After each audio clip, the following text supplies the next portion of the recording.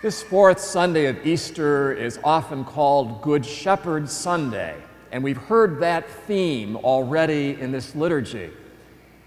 And it's an excellent preparation for the visit that we're going to have this week from our Holy Father, Pope Benedict XVI, who is the chief shepherd of the Church, who is the vicar of Christ on earth, who is the successor of St. Peter the Apostle.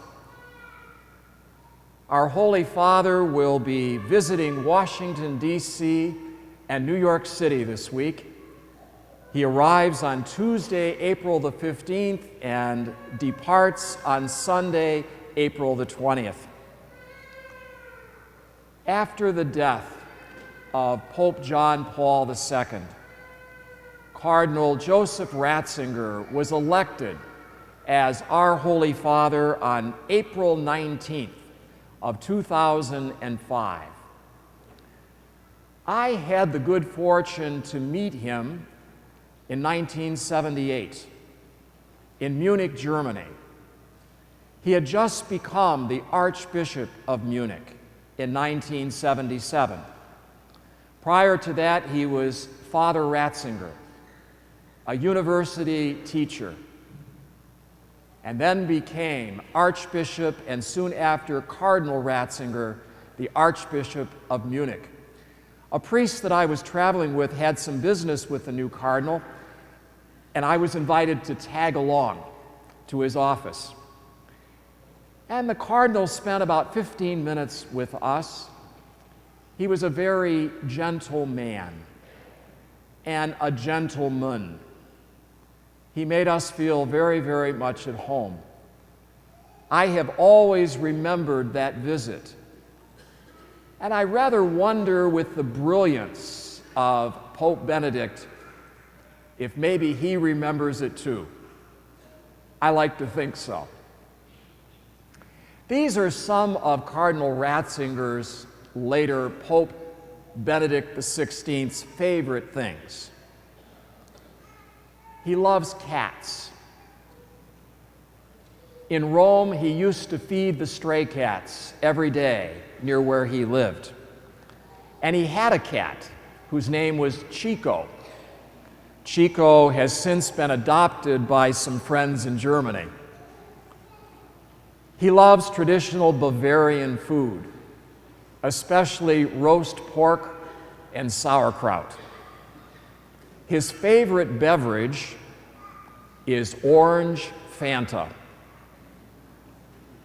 He's got a sweet tooth, especially for Bavarian cookies and chocolates.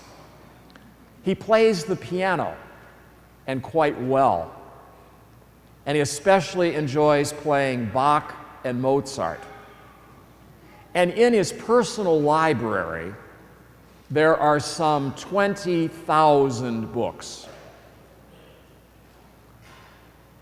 Pope Benedict is a paradox.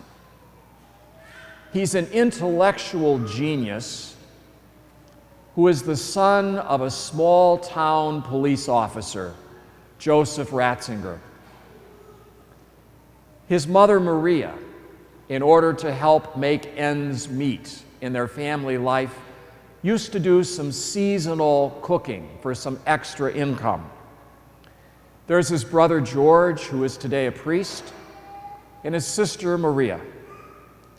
And growing up in very humble circumstances has taught him to appreciate the simpler things in life.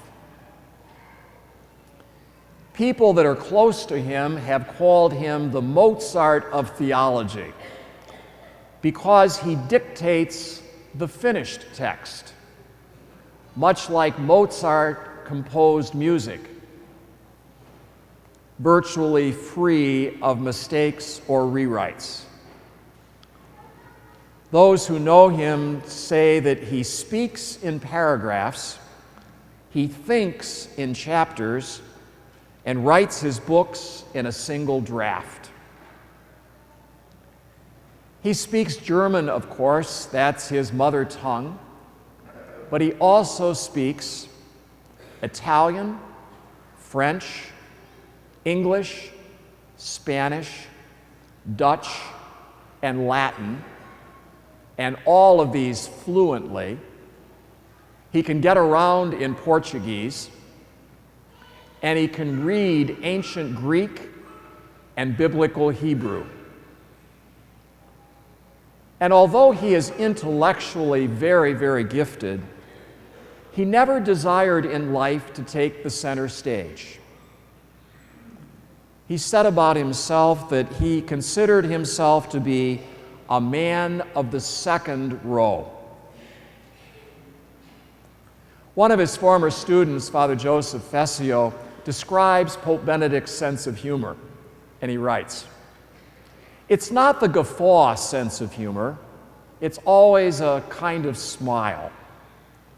We who have been around him notice it all the time, but I saw it the very first moment he stepped out on the balcony after he was elected Pope.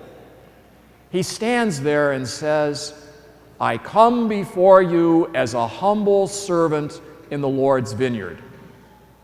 Well, he means that, but he also had a twinkle in his eye. He realizes that it's kind of an odd, humble servant, isn't it, standing on this balcony out here with several 100,000 people below.